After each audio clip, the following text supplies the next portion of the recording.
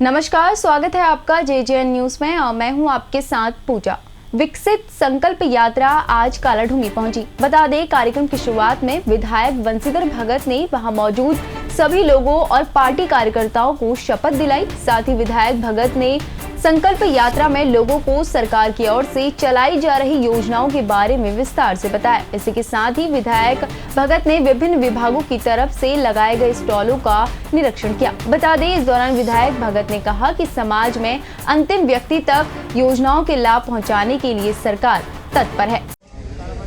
नरेंद्र मोदी द्वारा हमारे यशस्वी जो प्रधानमंत्री हैं, उनके द्वारा जो देश के लिए योजनाएं दी हैं, उन योजनाओं को धरातल पर उतारकर प्रत्येक व्यक्ति तक उसकी जानकारी हो, ताकि प्रत्येक व्यक्ति उसका लाभ उठा सके। इसके लिए ये घर घर तक बात पहुँचे। इस कार्यक्रम को हम हर ग्राम सभा में, हर नगर पंचायत में जगह जगह कर रहे हैं। इससे लोगों को लाभ हो रहा है। ये कैंप लगा हुआ है, इसमें बहुउद्देशीय शिविर टाइप का भी है।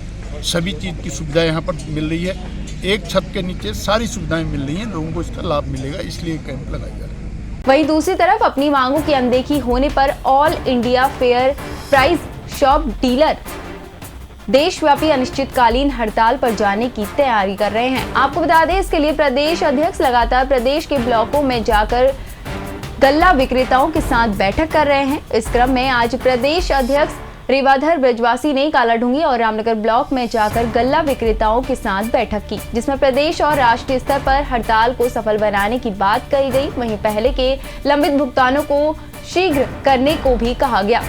वर्तमान समय में गल्ला विक्रेताओं को आर्थिक संकट का सामना करना पड़ रहा है, जिसके चलते राष्ट्रीय संगठन ने देशव्यापी हड़ताल करने का फैसला लिया है। देशव्यापी हड़ताल का आह्वान किया गया है। 1 जनवरी 2024 से यह हड़ताल पूरे देश में होनी है, क्योंकि पिछले कई वर्षों से मानदेय के लिए हमारे सरकारी सस्ता गल्ला विक्रेता मांग कर रहे हैं। मानदेय न्यूनतम आय गारंटी के लिए हमारे विक्रेताओं द्वारा मांग की जा रही है, लेकिन सरकार द्वारा उस पर कोई विचार अभी तक नहीं किया गया है और न ही कभी विक्रेताओं की सुनी गई है।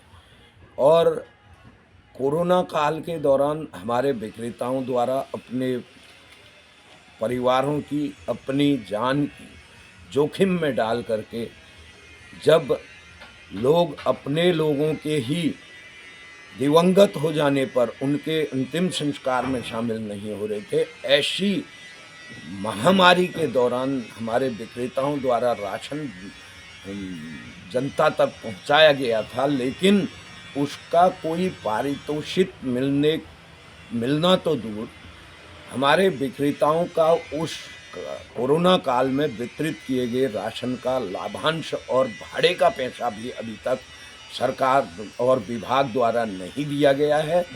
हम सरकार, किसी केंद्र और राज्य की सरकार के विरोध में नहीं है, लेकिन विभागीय नीतियों के विरोध में है, जिससे कि विक्रेताओं का रोजी रोटी चलाना मुश्किल हो जा रहा है। ऐसी स्थिति में और इस समय वर्तमान में हम जो राष्ट्रीय खाद्य सुरक्षा योजना का फ्री का राशन वितरण कर रहे हैं, उसमें भी हमें लगातार लाभांश और भाड़ा नहीं दिया जा रहा है, वह भी पेंडिंग पड़ा हुआ है।